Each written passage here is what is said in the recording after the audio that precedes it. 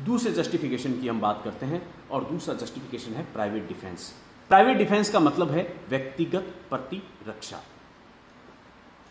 विधि के अंतर्गत हर व्यक्ति को अपनी स्वयं की और किसी अन्य की, अपने स्वयं के जान माल की और दूसरे व्यक्ति के जान माल की रक्षा करने का विधिक अधिकार उपलब्ध है। आईपीसी में भी इसे वेल डिफाइन किया गया है प्राइवेट डिफेंस के आधार पर। यदि हम अपकृत्य की बात करें तो अपकृत्य में भी इसी प्राइवेट डिफेंस को एडमिट किया गया है, यानी ये भी जस्टिफिकेशन ऑफ द टॉर्ट है कि व्यक्तिगत प्रतिरक्षा के बचाव में प्रतिवादी द्वारा प्रयुक्त किया गया फोर्स, बल कितना है वह रीजनेबल हो। यानी यहाँ एक शब्द का इस्तेमाल किया गया है प्रतिरक्षा, डिफेंस। तो ढाल में और तलवार में फर्क होता है।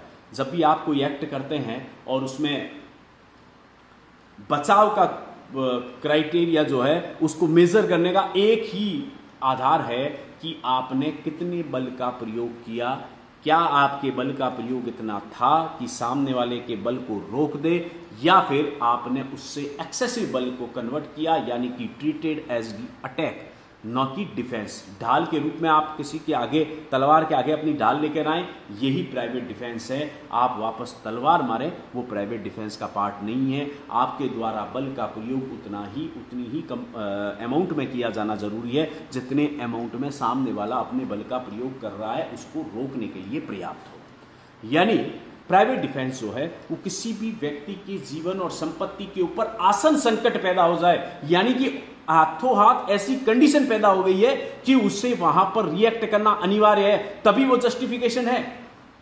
किसी व्यक्ति के द्वारा किसी व्यक्ति को मारने की धमकी देना फोन पे, और अब आप 4 आदमी लेकर उसे मारने के लिए चले जाएं, फिर कहें कि ये प्राइवेट डिफेंस था, तो ये प्राइवेट डिफेंस नहीं है। प्राइवेट डिफेंस तब होता जब 4 व्यक्ति आपको मारने के लिए आ गए और आपने उसको बचाने के लिए, अपने आप को बचाने के लिए, अपने बचाव के लिए कोई चीज फेंकी और उससे किसी को हार्म हो गया।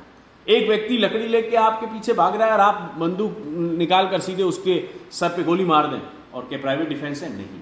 फोर्स मेजर एलिमेंट है कि आप कितनी बल का प्रयोग उस डिफेंस के लिए कर रहे हैं।